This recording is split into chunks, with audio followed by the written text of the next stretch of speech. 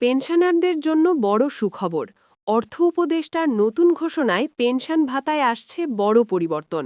নতুন বেতন কাঠামোয় বেসিক বাড়ায় পেনশন বাড়ছে হাজার হাজার টাকা। মিলছে বাড়তি চিকিৎসা ও সামাজিক সুরক্ষা সুবিধা। আসসালামু আলাইকুম।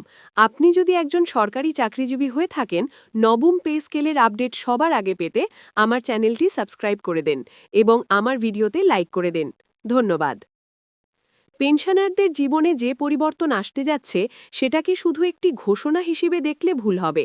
এটি আসলে দীর্ঘদিনের অপেক্ষার ফল, একটি কাঠামোগত সংস্কারের সূচনা, যেখানে অবসরপ্রাপ্ত সরকারি কর্মচারীদের সম্মান, নিরাপত্তা ও জীবনমানকে নতুনভাবে মূল্যায়ন করা হয়েছে। অর্থ উপদেষ্টার সাম্প্রতিক ঘোষণায় স্পষ্ট করে বলা হয়েছে, নতুন বেতন কাঠামোর আলোকে পেনশন ব্যবস্থায় বড় পরিবর্তন আনা হচ্ছে, যা সরাসরি লক্ষ লক্ষ পেনশনার ও তাদের পরিবারের জীবনে প্রভাব ফেলবে। নতুন বেতন কাঠামোয় বেসিক বাড়ানোর যে সিদ্ধান্ত নেওয়া হয়েছে তার সবচেয়ে বড় প্রভাব পড়বে পেনশনে, কারণ পেনশনের মূল ভিত্তিই হল শেষ বেসিক বেতন। বেসিক যত বাড়বে পেনশনও তত বাড়বে। এই সরল হিসাবই এখন বাস্তবে বড় অঙ্কে রূপ নিচ্ছে। অনেক ক্ষেত্রে দেখা যাচ্ছে একজন পেনশনারের মাসিক পেনশন কয়েক হাজার টাকা পর্যন্ত বেড়ে যাচ্ছে, যা আগে কল্পনাও করা কঠিন ছিল।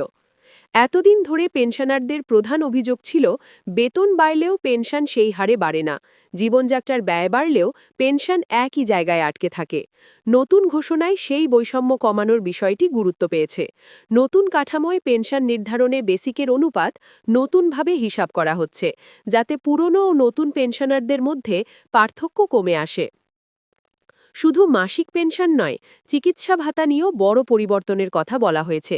বয়স বাড়ার সঙ্গে সঙ্গে চিকিৎসা খরচ যে হারে বাড়ে, সেটি এতদিনের ব্যবস্থায় যথাযথভাবে বিবেচনায় আসেনি। নতুন ঘোষণায় পেনশনারদের জন্য বাড়তি চিকিৎসা সুবিধা, চিকিৎসা ভাতার পরিমাণ বৃদ্ধি এবং কিছু ক্ষেত্রে ক্যাশলেস বা সরাসরি সাপোর্ট ব্যবস্থার কথাও আলোচনায় এসেছে। এর অর্থ হল, চিকিৎসার জন্য আর সন্তান বা অন্যের ওপর পুরোপুরি নির্ভর করতে হবে না। অর্থ উপদেষ্টা স্পষ্ট করে উল্লেখ করেছেন, পেনশনাররা রাষ্ট্রের বোঝা নন, বরং তারা রাষ্ট্র গঠনের কারিগর। এই দৃষ্টিভঙ্গির পরিবর্তনই নতুন পেনশন কাঠামোর সবচেয়ে বড় অর্জন। সামাজিক সুরক্ষা কর্মসূচির সঙ্গে পেনশনারদের যুক্ত করার পরিকল্পনাও এর অংশ। এর ফলে বিশেষ পরিস্থিতিতে অতিরিক্ত সহায়তা, জরুরি আর্থিক সাপোর্ট এবং সামাজিক নিরাপত্তা নিশ্চিত করা সহজ হবে। নতুন কাঠামোয় গ্রেড ভিত্তিক যে পরিবর্তন এসেছে, সেটির প্রভাব পেনশন হিসেবেও প্রতিফলিত হবে। আগের তুলনায় গ্রেড কমলেও বেসিক বাড়ায় মোট প্রাপ্তি বেড়েছে। এই বেসিক বৃদ্ধির সুবিধা অবসরপ্রাপ্ত কর্মচারীরাও পাচ্ছেন। অনেক পেনশনার দেখবেন, আগে যে টাকায় মাসের শেষ টানাটানি হতো, এখন সেখানে কিছুটা হলেও স্বস্তি আসছে। আরেকটি গুরুত্বপূর্ণ দিক হল ডিআর বা মহার্ঘ ভাতার সমন্বয়ের বিষয়টি। মূল্যস্ফীতির সঙ্গে সামঞ্জস্য রেখে পেনশন সমন্বয়ের যে আলোচনা দীর্ঘদিন ধরে চলছিল, সেটিও নতুন ঘোষণায় গুরুত্ব পেয়েছে। অর্থ উপদেষ্টা জানিয়েছেন, ভবিষ্যতে মূল্যস্ফীতি বাড়লে পেনশন পুনর্বিবেচনার সুযোগ রাখা হবে, যাতে পেনশনারদের ক্রয় ক্ষমতা কমে না যায়। পারিবারিক পেনশন নিয়েও আসছে পরিবর্তন। অনেক ক্ষেত্রে দেখা যায়, পেনশনার মারা যাওয়ার পর পরিবারের সদস্যরা আর্থিক অনিশ্চয়তায় পড়েন। নতুন ব্যবস্থায় পারিবারিক পেনশনের পরিমাণ ও মেয়াদ পুনর্বিবেচনার কথা বলা হয়েছে, যাতে পরিবারের সদস্যরা সম্মানজনক জীবনযাপন করতে পারেন। এই পুরো উদ্যোগের আরেকটি দিক হল ডিজিটাল ব্যবস্থাপনা। পেনশন পেতে হয়রানি, ফাইল আটকে থাকা, ব্যাংক জটিলতা, এসব সমস্যা কমাতে ডিজিটাল পেনশন ম্যানেজমেন্ট সিস্টেম জোরদার করার পরিকল্পনা রয়েছে। এর ফলে নিয়মিত পেনশন পাওয়া, তথ্য হালনাগাদ করা এবং অভিযোগ নিষ্পত্তি সহজ হবে। নতুন পেনশন কাঠামো বাস্তবায়নের মাধ্যমে সরকার একটি বার্তা দিতে চায়, সরকারি চাকরি মানে শুধু কর্মজীবন নয়, অবসর জীবনও নিরাপদ। এই নিরাপত্তা নিশ্চিত করা রাষ্ট্রের দায়িত্ব, এবং সেই দায়িত্ব পালনে নতুন ঘোষণা একটি বড় পদক্ষেপ। অনেক পেনশনার প্রশ্ন করছেন, এই পরিবর্তন কবে থেকে কার্যকর হবে, কিভাবে হিসাব হবে, কে কত টাকা বাড়তি পাবে। ঘোষণায় ইঙ্গিত দেওয়া হয়েছে, প্রয়োজনীয় প্রজ্ঞাপন ও গেজেট প্রকাশের পর সংশোধিত হারে পেনশন কার্যকর হবে এবং বকেয়া হিসাবও বিবেচনায় আনা হবে। অর্থাৎ শুধু ভবিষ্যৎ নয়, অতীতের ঘাটতিও আংশিক হলেও সমন্বয়ের সুযোগ থাকবে। এই পরিবর্তনের সামাজিক প্রভাবও কম নয়।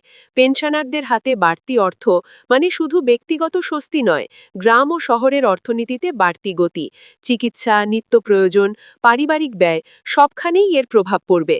সব মিলিয়ে বলা যায়, অর্থ উপদেষ্টার এই ঘোষণা পেনশনারদের জন্য একটি নতুন অধ্যায়ের সূচনা।